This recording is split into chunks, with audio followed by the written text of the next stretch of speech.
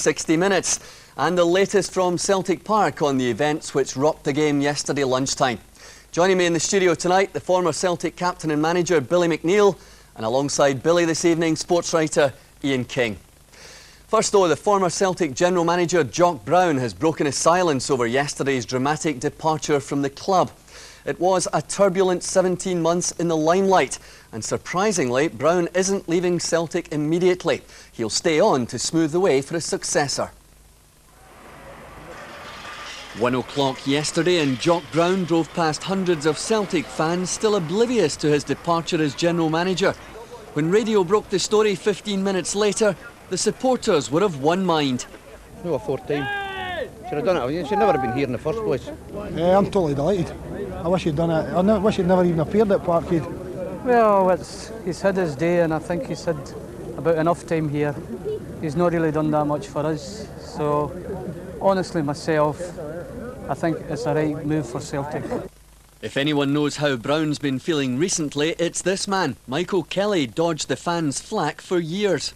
Well, to me it smacks of injustice because no one is saying that Jock Brown did anything wrong. Indeed, people seem to be saying he did a good job. No one can surely imagine that he did anything that Fergus didn't want him to do, or didn't do anything that he was told not to do, and yet he's gone. I think basically because the media wanted him out, and of course because of this notorious fan power, which really is too powerful. People shouldn't simply lose their jobs because the fans want them to go. Today, Jock Brown faced the media for the first time in a long time. He will be staying at Celtic meantime to help with the changeover of power. After that, he'll stay away. My feeling is that when you have had a very heavily involved working situation with a club, my own view of the ethics of that is that you should stay away for a reasonable length of time. I think that is the normal protocol. Over Europe it's a protocol. And I would hope, after a good interval, that I may receive an invitation to come back here from directors or from others who have the capacity to get tickets to invite you. In these circumstances, I would be absolutely delighted to come back, but it would not happen for some considerable time, and it would only happen on the basis of an invitation, because I think that's the correct way to do it. The man who appointed Brown last summer was also the man who suggested to the general manager that he should resign. His departure is a very friendly one, and he has no regrets about his time here, and he's told us that, and we have no regret in having him here and his qualities. And he'll be very helpful, I'm sure, in the transition as we go forward. So I think there's no question of pointing fingers at who's at fault or who. It's not a matter of saying somebody had to. To be honest, I think we had to respond to circumstances, and some of those circumstances are beyond our control and were beyond Jock's control. And football, as you know, is all very much about what happens on the field, and recently things have not been good.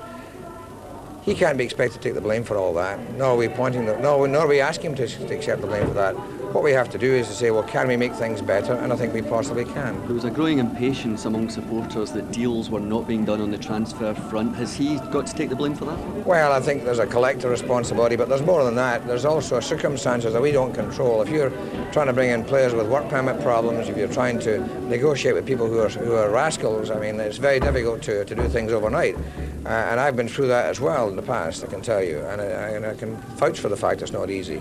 So nobody's pointing any fingers at all, but we wish Jock well, and I think he's a man with abilities. He'll do very well in life no matter what, but nevertheless we'll have to get along and try and get things back on a positive note on the field here, and that means in the background we've got to do our job and expect the players to do theirs. I have made mistakes. I've never hide from that. I've had some successes. I wouldn't articulate on the successes, nor would I articulate specifically on the mistakes, except to say that the most obvious one was a misjudgment of the way to handle the media, and I would accept that. But in other respects, the mistakes and the successes, I would retain myself. Well, Billy McNeill and Ian King with me here in the studio. Billy, already calls in Ian's newspaper this morning for you to be appointed general manager. How do you feel about that? I think it'd be wrong for me to comment on it, quite frankly, Jim. It's not something that I want to involve myself in, to be perfectly frank with you.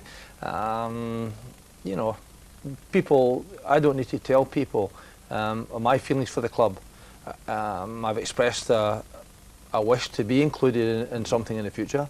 I always had hoped that Fergus might come along at some stage and offer me something, but I doubt very much if he will. A lot of supporters out there, Billy. I was at Celtic Park yesterday and your name was on their lips. They even mentioned Kenny Dalglish.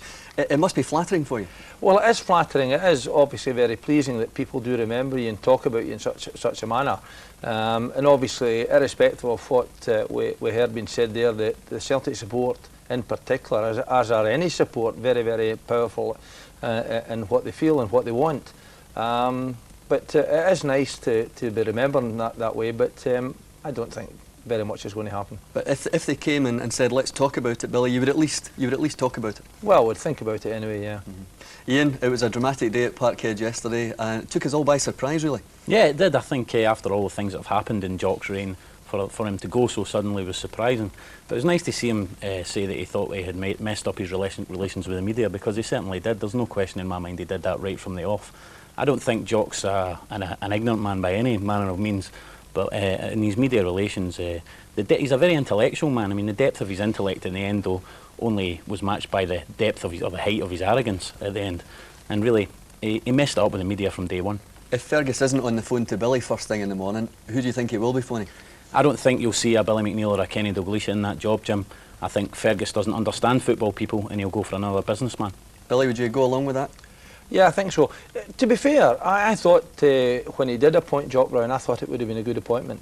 You know, I think that there are several things in football, the way it's developing, that the footballing side of clubs have got to learn how to get on with the PLC side. And I felt that Jock would have been the ideal person to do it properly and to do it well. It hasn't worked out for him, and like everyone else in that situation, he's asked to leave. Ian, do you think that Jock's leaving will take the pressure off Fergus? Because he's been under a lot of pressure as well, hasn't he? Let's face it, that's why Jock was appointed. Jock was appointed to take the flack away from Fergus. But yesterday you saw the departure of Jock had a galvanising effect in the team. They won 6-1 and the atmosphere was almost like a party atmosphere because Jock had gone. I sat in my local pub last Tuesday night and watched the Zurich game, and at the end there were Celtic fans cheering for Zurich to bring this thing to a head. That's how bad it had gone. OK, gentlemen, for the moment, thank you very much indeed. Celtic's match yesterday coming up in a moment, but first, the club's teenage striker Mark Burchell has told Scott Sport that he wants to spend the rest of his career at Celtic Park. Burchell's agent Blair Morgan was in discussions with Jock Brown before yesterday's dramatic developments, and Celtic fans worried that the player compared to Michael Owen was about to walk away might just be heartened by this interview. Oh, aye, definitely. I'm just want to score as many goals as I can. Just play for Celtic week in, week out. That's all I want to do. And you sound as if you want to stay here, because I know there is talk about contractual discussions. How far forward are you with that? We're just in negotiations now. I take nothing to do with that. That's my agent, Blair Morgan.